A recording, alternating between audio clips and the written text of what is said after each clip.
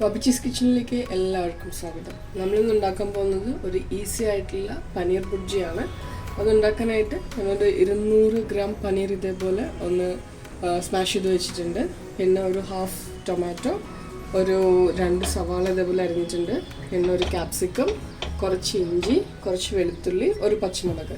ഇത് നമുക്ക് അതെങ്ങനെ ഉണ്ടാക്കാൻ നോക്കാം. പാൻ ചൂടായി വരുമ്പോൾ നമുക്കിതിലേക്ക് കുറച്ച് ഓയിൽ ഒഴിച്ചു കൊടുക്കാം.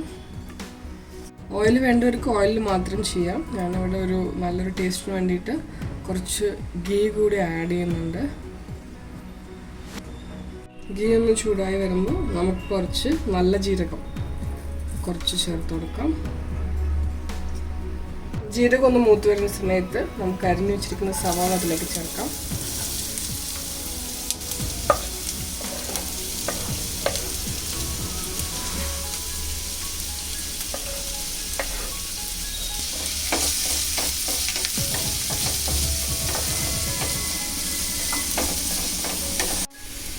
സവാള ഒന്ന് വഴന്നു വരുന്ന സമയത്ത് നമുക്കിതിലേക്ക് മറ്റ് ചേരുവകളൊക്കെ ചേർക്കാം.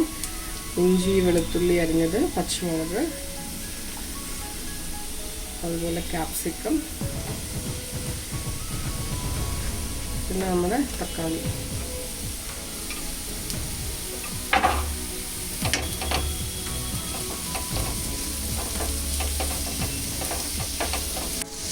ഇപ്പം നമുക്കിതിലേക്ക് ആവശ്യത്തിനുള്ള ഉപ്പ് ചേർത്ത് കൊടുക്കാം.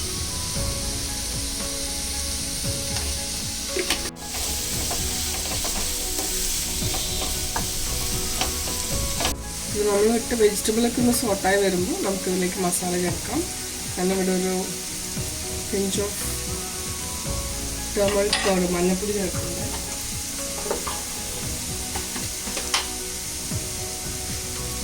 പിന്നെ കുറച്ച് ഗരം മസാല,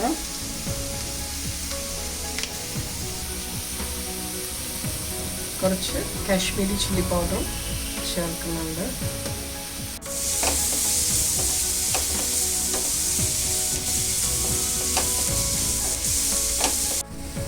പൊടികളുടെ പച്ചമണം മാറി വരുമ്പോൾ നമ്മളിവിടെ സ്മാഷ് ചെയ്ത് വെച്ചിരിക്കുന്ന പനീർ ഇതിലേക്ക് ചേർത്ത് കൊടുക്കാം.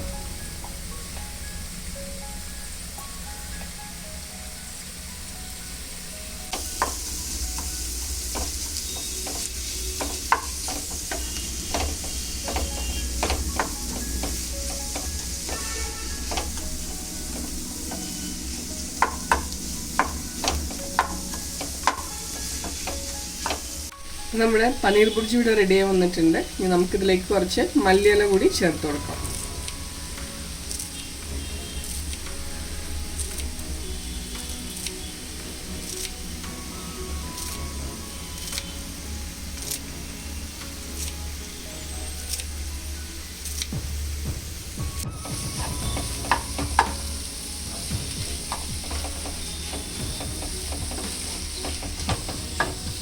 അപ്പോൾ നമ്മുടെ അടിപൊളി പനീർ ബുർജി ഇവിടെ റെഡി ആയിട്ടുണ്ട്. അപ്പോൾ നമുക്കിത് ചപ്പാത്തീൻ്റെ കൂടെ സൈഡ് ഡിഷായിട്ട് കഴിക്കാം. അല്ലാന്നുണ്ടെങ്കിൽ ബ്രെഡ് സാൻഡ്വിച്ചൊക്കെ ഉണ്ടാക്കുമ്പോൾ സ്റ്റഫിംഗ് ആയിട്ട് യൂസ് ചെയ്യാം. അതേപോലെ ആലു പറാത്ത ഉണ്ടാക്കുന്ന പോലെ നമുക്ക് പനീർ പറാത്ത ഈ ഒരു സ്റ്റഫിംഗ് വെച്ചിട്ട് ഉണ്ടാക്കാവുന്നതാണ്. അപ്പോൾ എല്ലാവരും ഇതൊന്ന് ട്രൈ ചെയ്ത് നോക്കാം. അത് കൂടാണ്ട് നമ്മുടെ ചാനൽ ലൈക്ക് ചെയ്യുക, ഷെയർ ചെയ്യുക, സബ്സ്ക്രൈബ് ചെയ്യുക. അപ്പോൾ വീണ്ടും നല്ല റെസിപ്പിയുമായിട്ട് കാണാം. അതുവരേക്കും ടേക്ക് കെയർ, ബൈ.